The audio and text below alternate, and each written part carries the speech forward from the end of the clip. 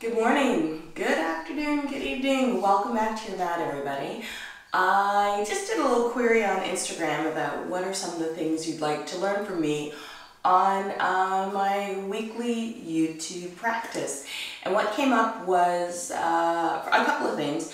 How do I get back on my mat from a long absence? How do I continue to stay disciplined, that I have really good discipline in getting onto my mat?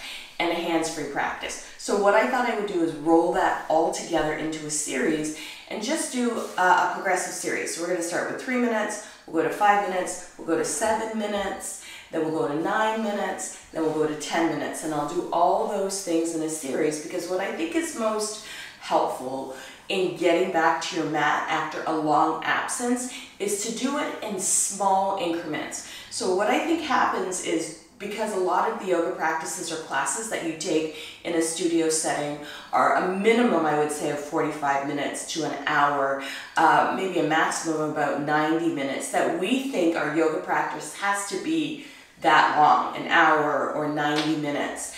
And it doesn't have to be if you don't have that kind of time.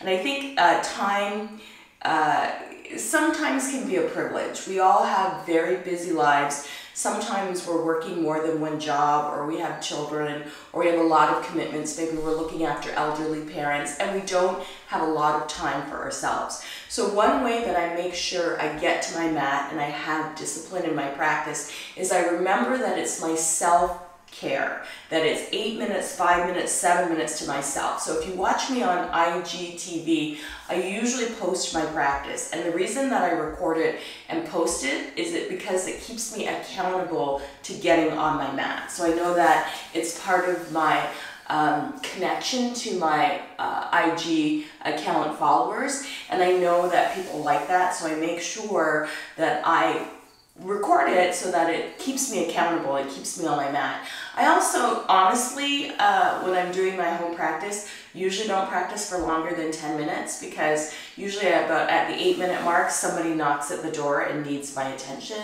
or my kids come down here and start playing the Xbox, or people start running around upstairs and I get completely distracted. So I just find maybe even 5 minutes sometimes just to jump on my mat, and I don't beat myself up. I just do the best I can with what I've got. So that's one way that I stay disciplined and consistent.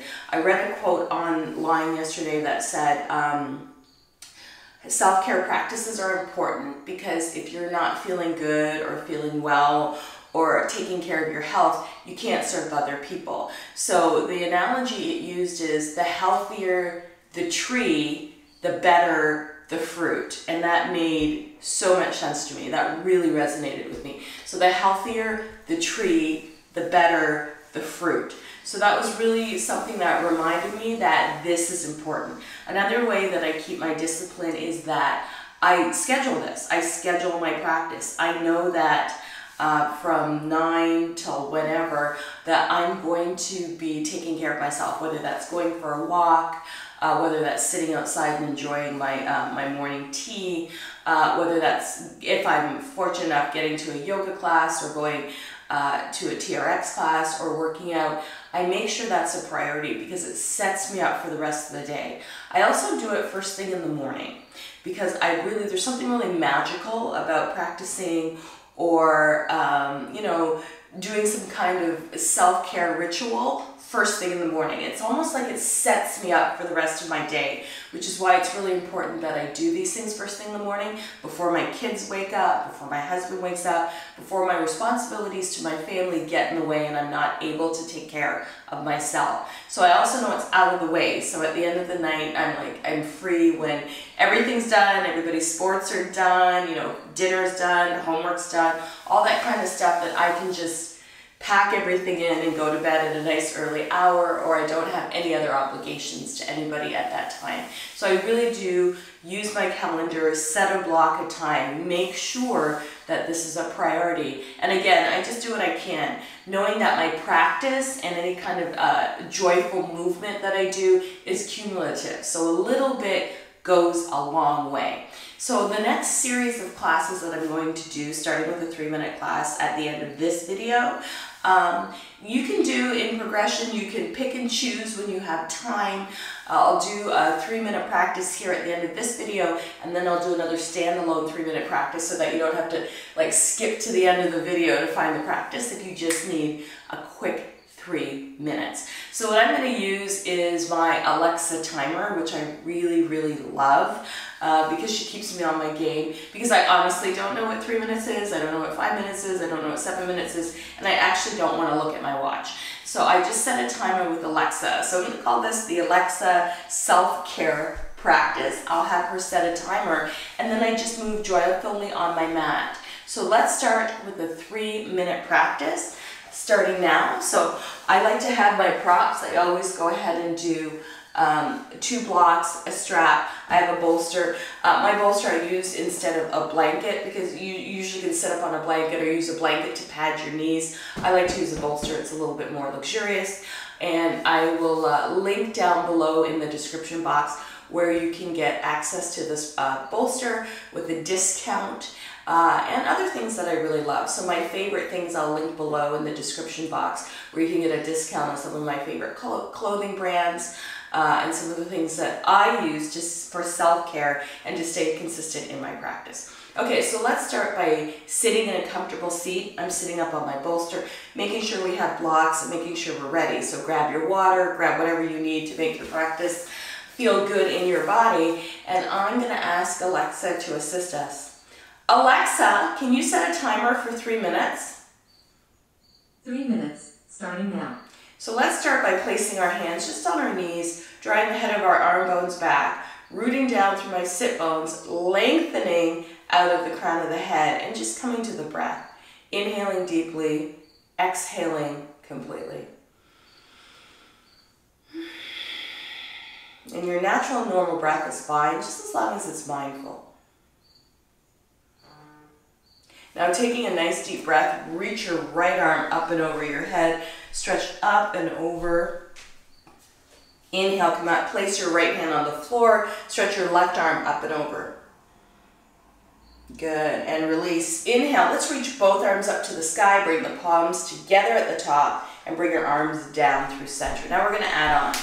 Inhale, sweep up. Let's take our right hand to our left wrist, left knee, left fingertips behind us.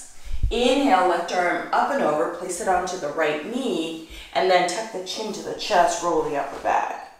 Inhale, bring the arms together, either into eagle or palms together. And then inhale, spread the arms out nice and wide. And let's bring the left hand to the right knee, right fingertips come behind us, taking a twist, squeezing from beneath the rib, or squeezing the belly and twisting from beneath the rib cage. Inhale, reach the left arm up and over, plant the hands, and then squeeze the forearms together, either into eagle or into a prayer pose. Inhale, sweep the arms out nice and wide. Exhale, release the hands down by the sides, and let's come onto our hands and knees into tabletop position. This is where you can place a blanket or a bolster underneath your knees. Spread your fingertips out nice and wide. And let's do a few cat-cows here. Rounding the back, softening the belly. So as you inhale, soften down, lift the sit bones. As you exhale, round, tuck the chin to the chest. Inhale and exhale. 2 more. And 1 more. Good. Let's go ahead and swing our right leg up and around and plant it at the top of our mat. Again, pat the back knee if it's necessary for you. Inhale, reach your arms high to the sky. Exhale, bring your hands to the inside of that right leg. Curl those left toes under, lift the left knee, and pivot your feet to the long edge of your mat. Fold. Good. Inhale, pivot your toes, your left toes, to the other edge of your mat. Come up onto the right toes and lower the knees down. Inhale, let's reach up. Good. Exhale, plant the hands, and now step back into tabletop position. You can stay here for cat-cow in tabletop, or you can push back to down dog. So if you're in tabletop, cat-cow. If you're in down dog, pedal your feet out. And then press back through your heels way back to seated. Alexa, stop, and then take a moment to come back to your breath. So that may be all that you get in today, but that's enough to just get you moving and get you started. So that was your 3-minute practice. Take a moment to either lay down in Shavasana for 30 seconds, or if you have to get on with your day, you can move on from here. But thank you for joining me. Namaste.